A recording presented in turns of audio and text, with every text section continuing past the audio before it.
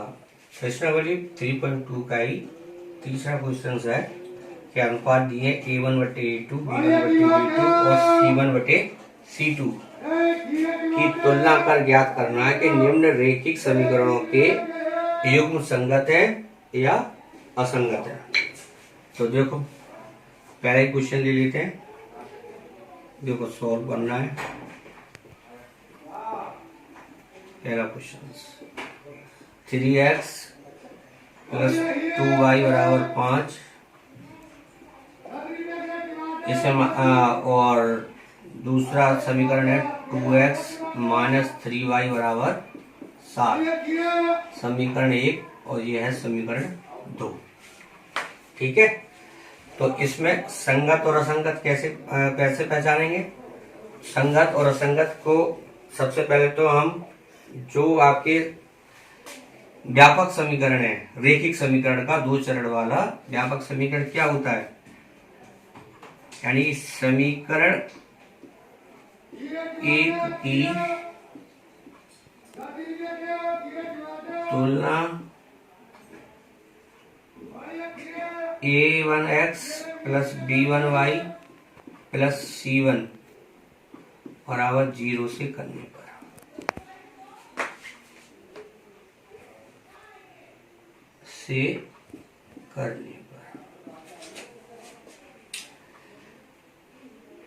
तो अब यहां पर क्या हो जाएगा, A1 बराबर है आपका 3,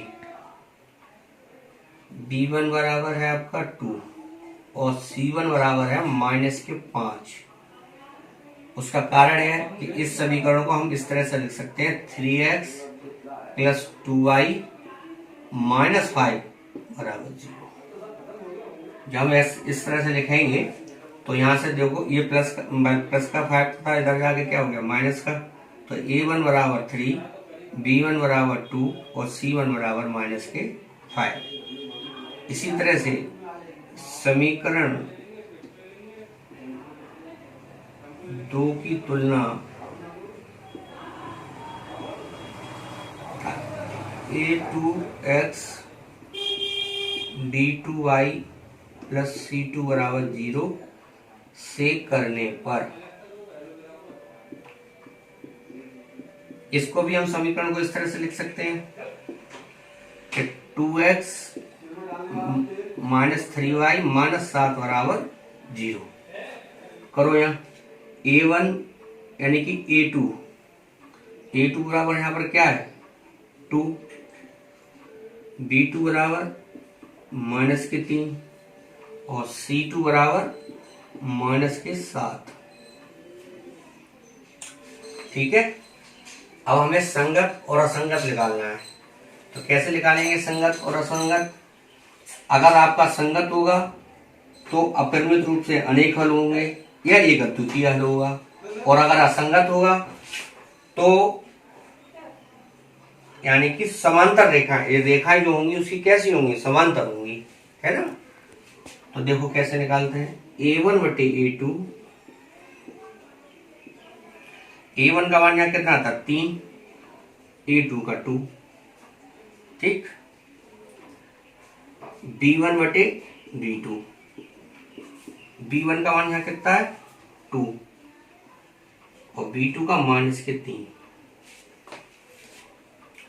ठीक है, अब ये मान हमारे दोनों क्या है, बराबर तो नहीं है। ये मान क्या है हमारे बराबर नहीं है, तो यानी कि A1/A2 is not equal B1/B2। क्यों नहीं है, क्योंकि यहां तो है आपका 3/2 और ये है 2/3 माइनस में, तो दोनों मान हमारे बराबर नहीं है ना। जब ये दोनों बार बराबर नहीं है तो ये रैखिक समीकरण कैसा होगा, ये रैखिक समीकरण एवं कैसा होगा, आपका संगत होगा, है ना। इसीलिए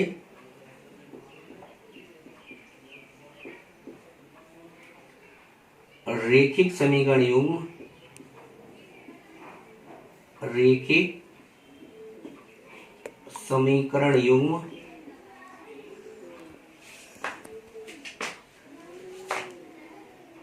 संगत होगा।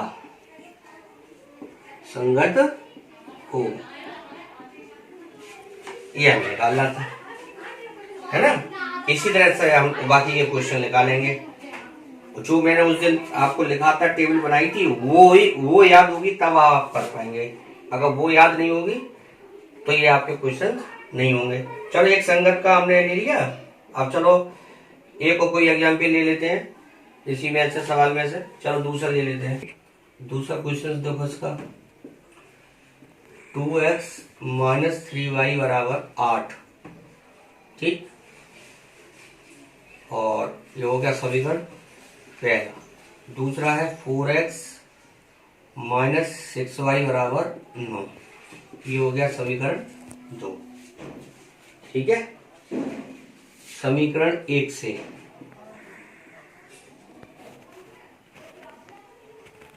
यानी कि इस समीकरण को हम क्या लिख सकते हैं, इसको समीकरण 1 से लिख दो यहाँ पर 2x - 3y - 8 बराबर 0। ठीक है, तो अब हम यहां से किससे तुलना करेंगे, a1x plus b1y plus c1 बराबर 0 से तुलना करने पर कर दो तुलना करने पर, यानी a1 का मान यहाँ पे कितना है 2, b1 का मान -3, c1 का मान -8। ठीक, अब इसी तरह समीकरण 2 से, समीकरण 2 क्या है, 4x - 6y - 9 बराबर 0। तो इसका किससे तुलना करेंगे, a2x plus b2y plus c2 बराबर 0 से तुलना करने पर, तुलना करने पर देखो a2 बराबर 4, b2 बराबर -6, c2 बराबर -9। ठीक, अब यहां से a1 बटे a2, a1 का मान कितना है 2, a2 का कितना है 4, कितना आ गया 1 बटे 2।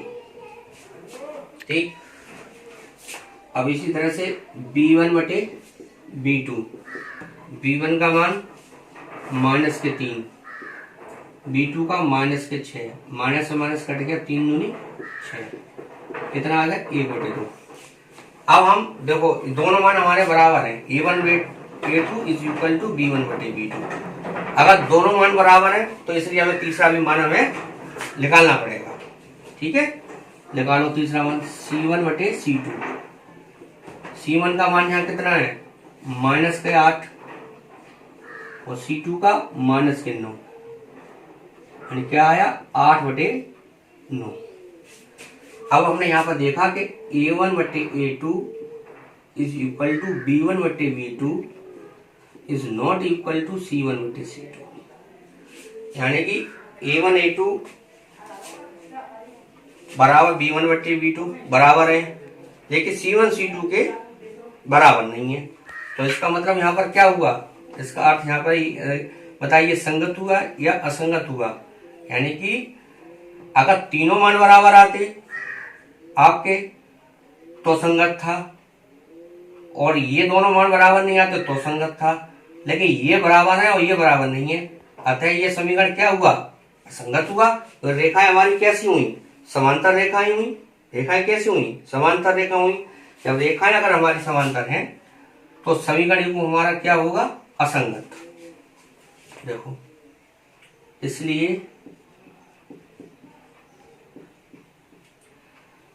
रेखिक समीकरण युग्म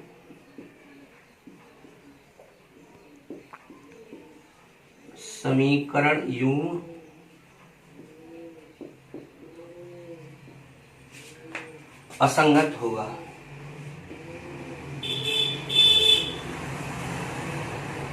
संगत होगा। अब आप ये पूरा पॉज करके आप नोट कर लो, ठीक है। और बाकी के ये क्वेश्चन है, देखो एक संगत का एग्जाम्पल ले लिया, एक असंगत का ले लिया, बाकी का आपको ये 3, 4, 5, यानी कि 3 क्वेश्चंस आपको सॉल्व करने नहीं आए, वही कमेंट बॉक्स में पूछना। क्वेश्चन नंबर 5 बता रहा हूँ, चौथा इसके लिए बता रहा, चौथा तीसरे की तरह से ही है, उसमें ज्यादा हार्ड क्वेश्चन नहीं है, वो बिल्कुल जैसे तीसरा है वैसे ही उसमें चौथा है। इसके क्वेश्चन नंबर 5 में आपको बता रहा हूँ, एक आयताकार भाग जिसकी लंबाई चौड़ाई से 4 मीटर अधिक है और उसका अर्ध प्रमाप 36 मीटर है, तो भाग की विमाएं ज्ञात करो। देखो आयताकार भाग है, कैसा भाग है? आयताकार, यानी आयत बना लो आप पहले।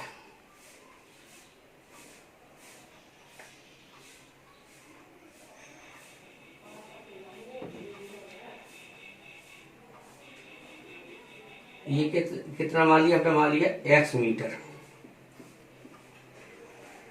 और ये हो गया y मीटर, यानी कि आयत की जो चौड़ाई होगी, यानी आयत की लंबाई x मीटर और चौड़ाई y मीटर। देखो इसका सॉल्व करते हैं। माना आयताकार भाग की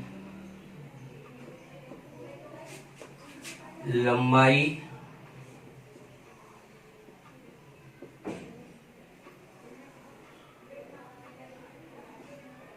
x मीटर है,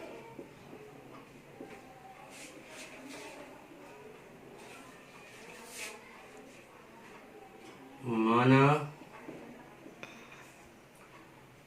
आयताकार भाग की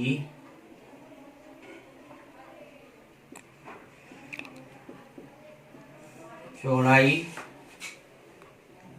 22 मीटर है। ठीक, अब देखो प्रथम शर्त क्या है कि लंबाई चौड़ाई से 4 मीटर अधिक है ना? यहां देखो कि प्रथम शर्त के अनुसार, शर्त के अनुसार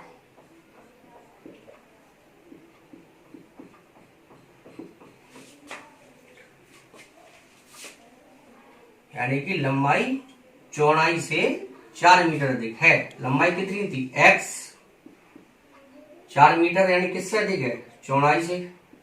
चौड़ाई कितनी है? ये, ठीक है, ये बना। तो अगर हम इसको ये लिख दें कि x माइनस वाई बराबर 4, ये हो गया आपका समीकरण 1। इसको हम इस तरह से लिख देंगे कि x बराबर 4 प्लस वाई, यानी कि अगर हम इसमें मान लगाएंगे ग्राफी विधि से, अगर हम हल करते हैं तो देखो ये y का मान और ये x का मान, ठीक है। अगर हम y का मान अगर हम 0 रख दें तो x का मान कितना आएगा? 4 आएगा। x का मान कितना आएगा? 4 आएगा। और अगर हम y का मान यहाँ पर 2 रख दें तो x का मान कितना आएगा? 6 आएगा।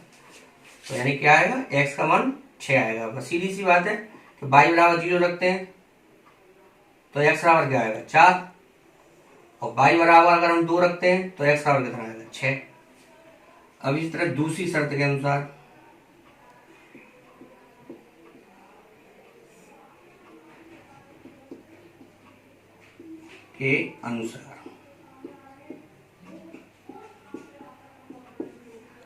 दूसरी शर्त क्या है? अर्ध परिमाप 36 मीटर है। कितना है? अर्ध परिमाप कितना है? 36 मीटर। तो यानी आयत की अर्ध परिमाप, अर्ध परिमाप कितनी होगी? लंबाई प्लस चौड़ाई, लंबाई प्लस चौड़ाई। अगर परिमाप होती तो परिमाप क्या होती? 2 इंटू 2 ब्रैकेट में लंबाई प्लस चौड़ाई, लेकिन अर्ध परिमाप है तो क्या हो गई? आधी हो गई। ठीक है, याद रखना परिमाप और अर्ध परिमाप दोनों में अंतर। अर्ध परिमाप में हम 2 हटा देंगे, लंबाई प्लस चौड़ाई रहने देते हैं। परिमाप होता तो यही पोस्टर लगा के 2 लग जाता, तो 2 लंबाई प्लस चौड़ाई। तो देखो अर्धपरिमाप कितना है हमारा 36 मीटर। तो यानी कि x प्लस वाई बराबर 36, समीकरण 2। अब यहीं से हम x का मान निकाल लेंगे, 36 माइनस बाई, 36 माइनस बाई। अब इसको इसी टेबल के रूप में बना लो।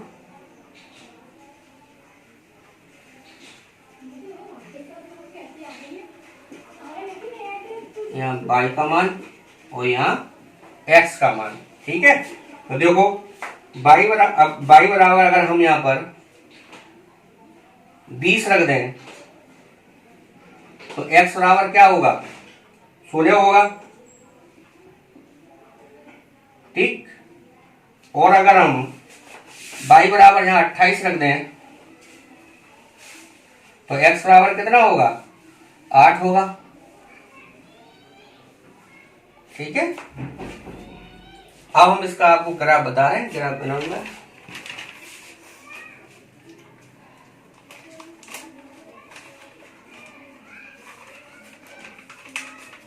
देखो पहले समीकरण के लिए देख लो। पहला समीकरण क्या था, x बराबर 4 y बराबर 0। तो x बराबर यहाँ कितना है, यहाँ 4 और y का मान यहाँ कितना है 0। दूसरा x बराबर 6 और y बराबर 2। तो समीकरण हमारा पहला क्या था, x माइनस वाई बराबर 4, ठीक। अब इसी तरह से आपका दूसरा समीकरण x बराबर 16। तो देखो x का मान यहाँ पर 16 कहाँ है बताइए, x बराबर 16 और y बराबर 20। देखिए x बराबर यहाँ पर क्या था 20, तो x बराबर यहाँ पे हमने क्या दिया 20 और y बराबर यहाँ पर कितना है 16, तो यहाँ y बराबर क्या हो गया 16। अब इसी तरह से यहाँ x बराबर कितना है 8, तो देखो 8 और y बराबर 28, y बराबर क्या हुआ 28। तो देखो अब हम अच्छा, अब आप मेन बात यहाँ है कि जैसे ये तो होता है मूल बिंदु, यानी यहाँ x और y जो रेखाएं होती हैं तो ये जो काट रही है तो इस बिंदु पर यानी ये क्या होगा मूल बिंदु है ना। तो हर एक खाने बड़े से खाने को हमने दो के मान के बराबर रखा, तो 2 4 6 8 10 12 14 16 18 20 20 22 24 26 28 30 तक ले लिया, क्योंकि छोटा सा है तो उससे कम दिक्कत होगी, ठीक है। तो अब आपने यहाँ पर देखा कि x और ये है y, ठीक है। यानी x जो थी वो आयत की लंबाई थी और y जो थी वो आयत की चौड़ाई थी। तो आयत की लंबाई हमारी क्या थी, यानी ये पॉइंट्स कहाँ कट रहा है हमारा 20 पे कट रहा है ना। तो x का मान क्या हो गया 20 मीटर और y का मान यहाँ कितना हो गया 16 मीटर। ये y यानी y पे हम ये कट रहा है तो ये 16 मीटर और x पर ये टच कर रहा है तो ये कितना हो गया 20 मीटर। तो इसी तरह से आप पूरा क्वेश्चन से एक बार देखो और फिर आपको ये क्लियर हो जाएगा। बस ये आपको मान आपको ये देखने पड़ते हैं। मान अगर आप यहाँ चेंज करेंगे तो फिर ये ग्राफ भी चेंज हो जाएगा, ठीक है। तो जो यहाँ मान है उसी के अकॉर्डिंग ये ग्राफ बनेगा। अब आपने ये देखा होगा कि 20 और 16 आई, क्या आई 20 और 16। अब आप देखो x का मान अगर हम इसमें 20 रख दें, y का मान अगर हम यहाँ 16 रख दें तो 20 में से 16 गए तो कितने आए 4, यानी 40 मीटर आया है ना। अच्छा, यदि हम इसमें 20 और 16 को x का मान 20 और y का मान अगर 16 रखें तो दोनों की जोड़ के कितना आया 36, यानी हमारा जो ग्राफ है बिल्कुल सही है 20 और 16। तो ये 20 और 16 दोनों समीकरण को ये संतुष्ट कर रहे हैं। अगर गलत होता तो किसी भी समीकरण को ये संतुष्ट नहीं करते। तो हम इसलिए ये जो हल हुआ है ये ग्राफीय विधि से हल किया है। किस विधि से, ग्राफीय विधि से। अगर आपसे ग्राफ नहीं पूछ रहा होगा तब भी आप कर सकते थे, पूछो कैसे। अब आपने ऐसे ये निकाला x बराबर 4 प्लस वाई, यदि हम x का मान ये समीकरण 2 में रख दें तो 4 प्लस वाई हो जाएगा, तब भी आप कर सकते हो, है ना।